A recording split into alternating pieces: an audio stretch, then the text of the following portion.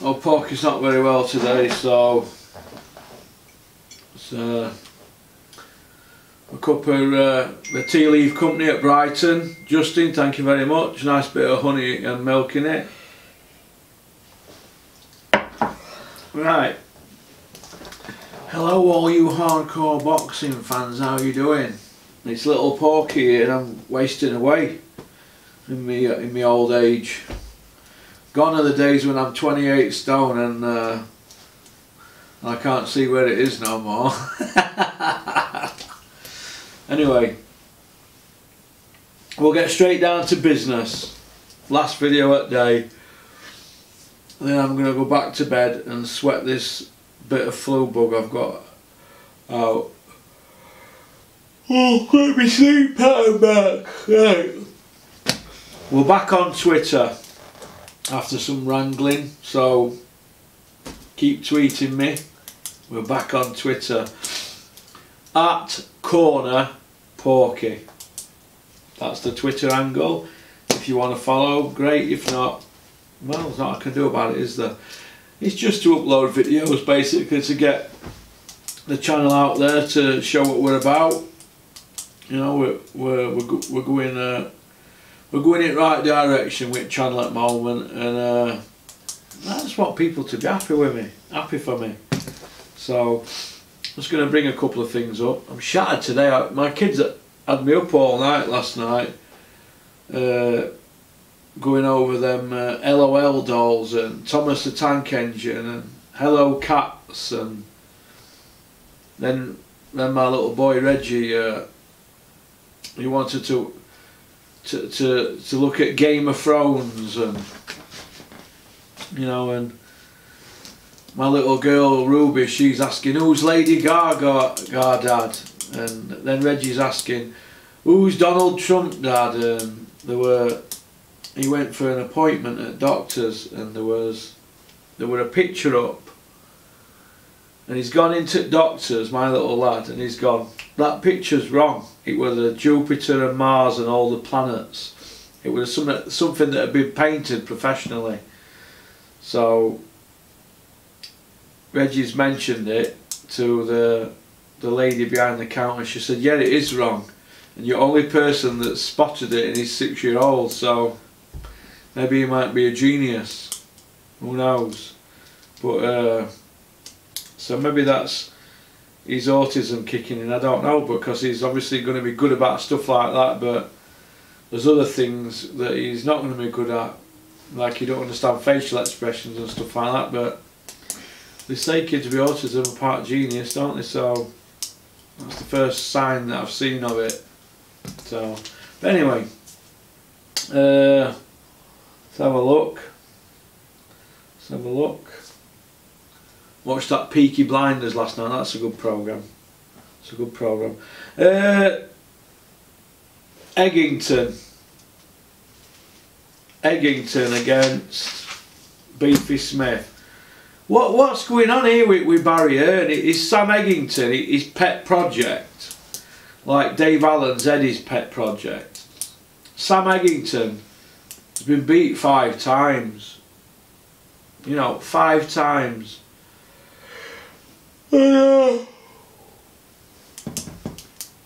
He's coming off a loss. He got iced. Yeah, he's headlining on Sky. Beefy Smith's coming off a loss. He's headlining on Sky. Why? Eggington shouldn't be in the same ring as Beefy Smith. Yeah, he beat Paulie Malignaggi, but come on. Paulie Malignaggi wouldn't have used Eggington as a sparring partner, you know, 7-8 years ago, would he? Come on, let's have it right. He wouldn't have used him as a sparring partner. So I don't know what to make of it, but you know, the Hearns, they seem to like Sam Eggington, don't they? And he's got 2 fights lined up. He's got one in February in Birmingham, and he's got one in March against Beefy Smith. So he's obviously getting out there. And I ain't got nothing against anybody getting out there, but headlining on the Sky show, come on, come on. No, no, no, no! It shouldn't happen. Sam Eggington headlining. Eddie's had to roll carpet out, and we got Liverpool lads out there, Tom Farrell and whatnot. Young Hart, he's making his debut, isn't he? He looks a good fighter. Tom Hart, is it? I wish him well.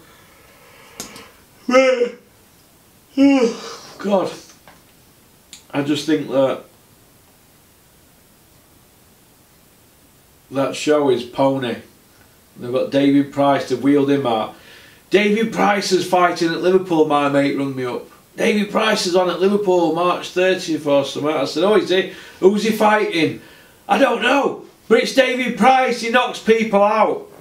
Who has David Price ever knocked out? Like I said in previous video, his best knockout is Skelton, Sexton, Tom Dallas and Audley Harrison. He iced all them four on the trot, but does that make him world level to fight Tony Thompson?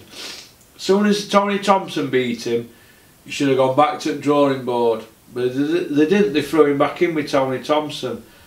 Bad moves, bad. Throw of the dice, bad moves. Sometimes you've got to save fighters from themselves and the training teams. Look what Dennis did with Clinton Woods.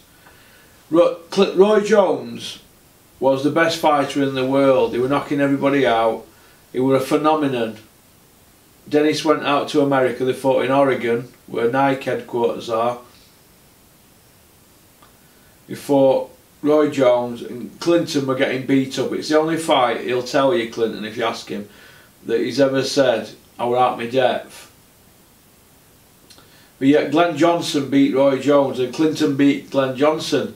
Dennis threw the towel in round 5. Saved Clinton for another day. There's people who were close to Clinton and said, what have you done that for, Dennis? Dennis said, saving him for another day. He'd had too much punishment. Clinton came back, won a world title, beat 4 world champions, made himself a millionaire, got out brain intact, and runs a gym now at Sheffield. Isn't that good? Now, David Price, he needs saving from himself, doesn't he? He needs saving. Sam Eggington's going to be another one. He'll probably get hurting one day because the Earns are not bothered, are they? They're just going to keep throwing him in. And Beefy Smith, been in with Canelo, hasn't he? He's been in with Liam Williams. Beefy Smith knocks out Sam Eggington. If he can't knock out Sam Eggington, Beefy Smith is finished. Beefy Smith is my prediction by KO. David Price, I don't know who he's fighting, but it's TBA to be arranged. David Price against TBA. Is that what they think about David Price now? He was fighting Povetkin a few months ago. Now he's TBA. Come on. Get Price in with Brown or Dave Allen. There's a good trio of fights there, isn't there? But, so, it is what it is anyway. I'm going to go back up to bed now and sweat this flu out and bug or whatever it is I've got. I just feel terrible. I'm going to put my Peaky Blinders on Netflix on my big telly, and I might even watch my Sopranos box set while I'm in bed. I'll send the cover pictures of these videos to NJ, let her upload them, and I'm going back to bed. And I'm going to plot my next move, but the channel's going in the right direction. I want people to be happy for me. If you're not here. But I can assure you that there's things going on behind the scenes, and if you don't want to get behind me, don't. If you want to be jealous and bitter, be jealous and bitter. Them horrible emails that I had yesterday were shocking. I've never known so many bitter people. You should be happy for me. For the life I've had, 10 years in Nick, 7 years on drugs. I'm due a little bit of legitimate success, aren't I? I don't mean criminality success. I mean, I'm due a little, you know, a little bit of success, aren't I? That's legal. So be happy for me. I've got things lined up with Dennis Hobson. We've got a few projects lined up, so it's all positive stuff, and people can either get behind the channel, you know, and get to know me as a person, Some people have got my number. Some great people in the boxing world that you meet. Or you can get trolls who keep trolling, don't they, because they don't want to see anybody get on. Well, my channel's rising to the top steadily. We're going to do it gradually, and we're going to look back in years to come and say, do you know what? I really enjoyed that. Wasn't it great when it first started out? It was all a bit of fun. And now look, more money, more problems. Trust me, we're going to the top. So either get behind me or don't. But I'm doing this for fans, this. People can give me stick, give me it. Just bounces off me, I'm like Batfink. You like that one? Right, keep on chucking, keep supporting boxing, because it's a great sport.